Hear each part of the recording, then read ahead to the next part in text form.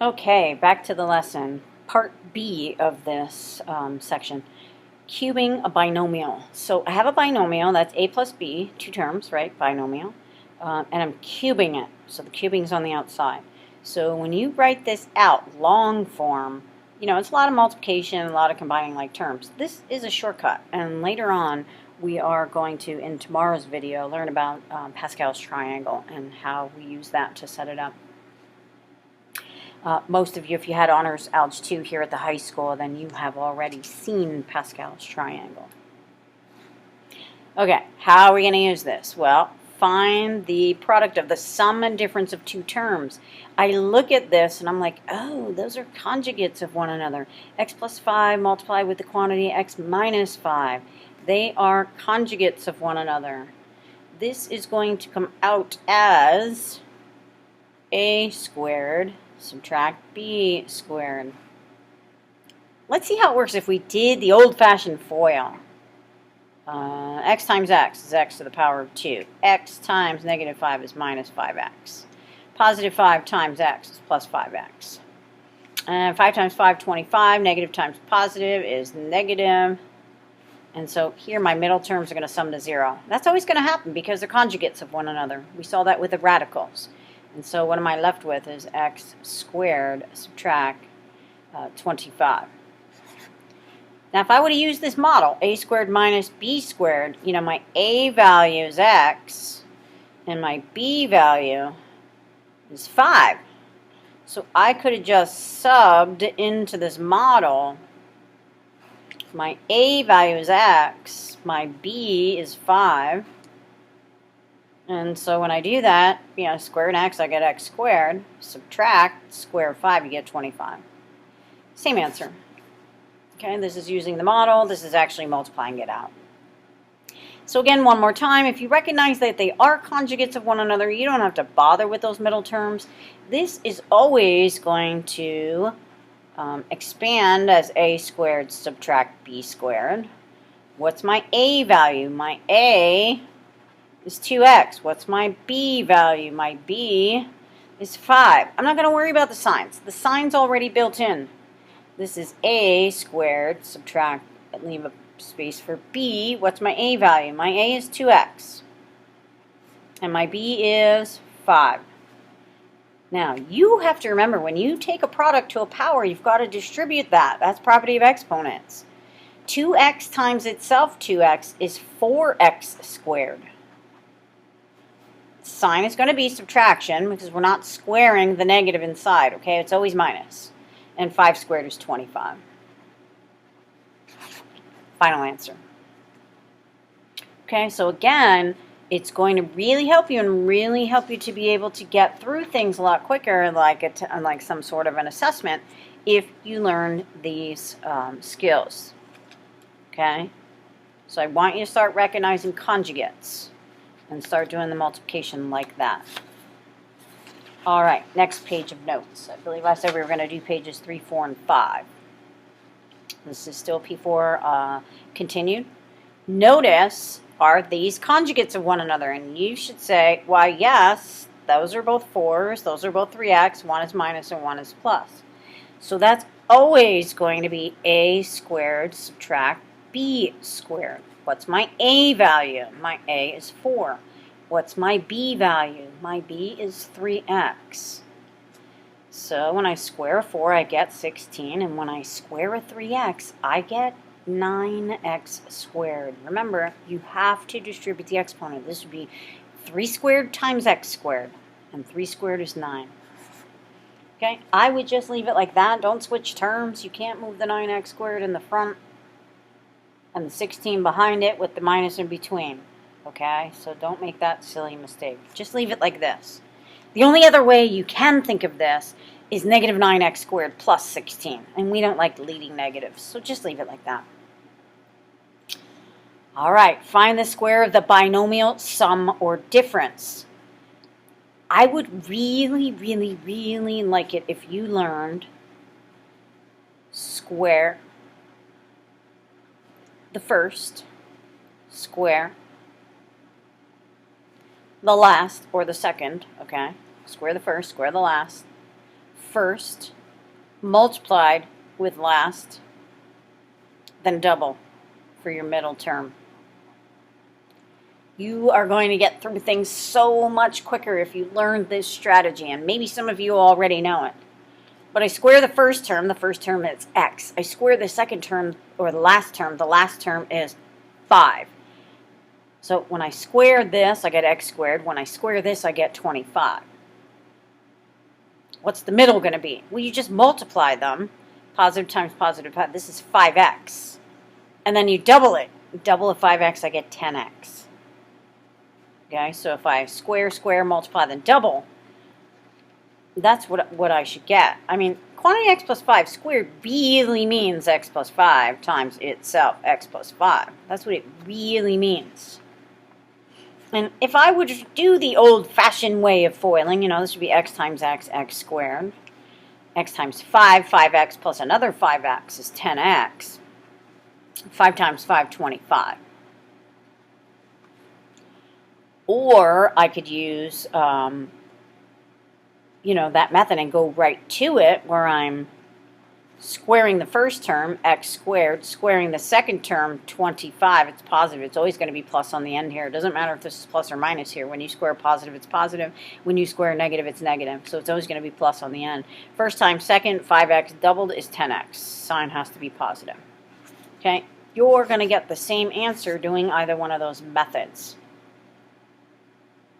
If you want to use the models that we talked about here, squaring a binomial. This is square, first time, second, then double. It's the same thing. You could set it up, equals the a squared plus the 2, space for a, space for b, plus, sorry about that, plus the b squared. Now, what's my a? X. And this helps for setting up for Pascal's triangle. So a goes here, a goes here. These are for b's. B is 5. All right, so if I square an x, I get x squared. Look at this. 2 times 5 is 10 times x is 10x. And then, of course, square the 5, I'm getting a positive 25. So you see, I'm getting the same answer. Again, in algebra, we often square binomials. We do it all the time throughout the whole course. It's not very often that we have to cube a binomial or take a binomial to the 5th power. But that's where Pascal's triangle comes into play, and setting it up like this helps us with knowing, with a shortcut with Pascal's triangle, is all I'm saying. So, again, this is the old-fashioned way of foiling. I want you to stop doing that. I would really love it if you learned how to square a binomial like this. Square it, multiply, then double. This says square it, multiply, then double.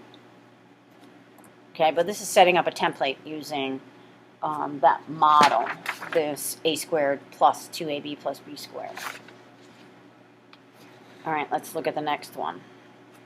I see a binomial squared. I'm going to square the first term. 3x, that thing squared, is 9x squared. I'm going to square the last term. That's positive 2 squared is 4. So on the end, it's plus 4. First times second, well, that's 3x multiplied with 2. And then I'm going to double it. Okay, so this is really 2 times a and times b. Is really what that is from this model. Okay? And this one here is still plus in between, so I'm using this one. Okay, I really only remember this one.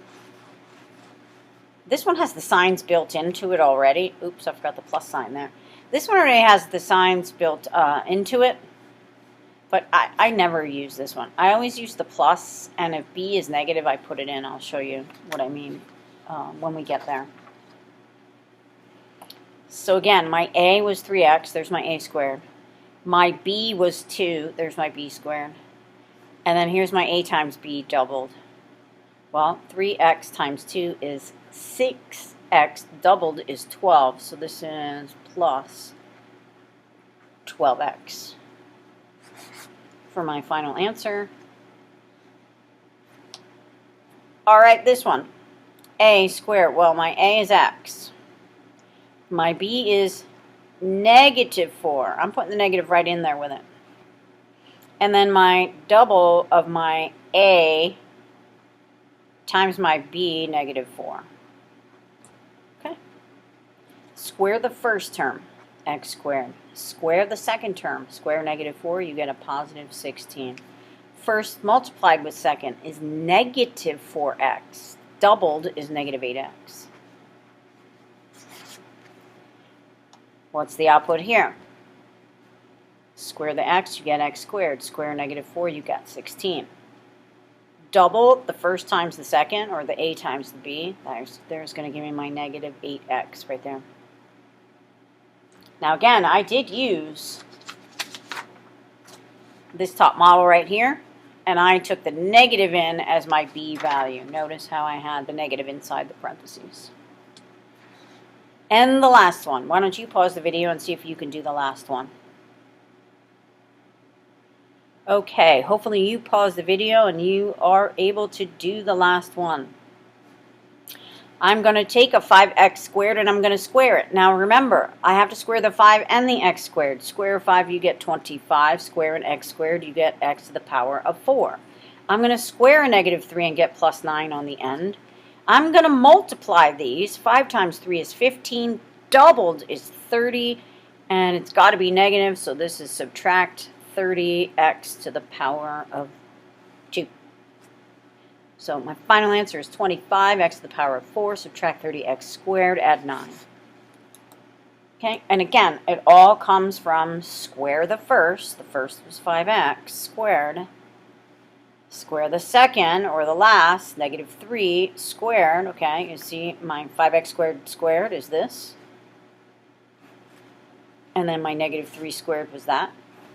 And then the middle was double the multiplication of the first term and the second term. I'm using a parenthesis so it doesn't look like subtraction, okay, because it's not subtraction, it's multiplication. 5 times 3 is 15. It's going to be negative. Double it is negative 30. And that's what goes right there. So again, this gets easier and it goes a lot faster when you have practice. For tomorrow's video, I'm going to talk about Pascal's triangle. We're also going to expand. If we look on the back of this paper here, it's going to say find the cube of the binomial sum or difference. We are going to do that on tomorrow's video. And then we're going to talk about finding the degree of a polynomial after we, add or subtract polynomials. We'll give the degree of that. And then I'm going to go into Pascal's triangle. There's no note sheet for it. So what you're going to do for that is just write it on notebook paper, because I don't believe that there is a printed out, a guided note sheet for Pascal's triangle. But we'll talk about that in tomorrow's video. Okay, have a great day.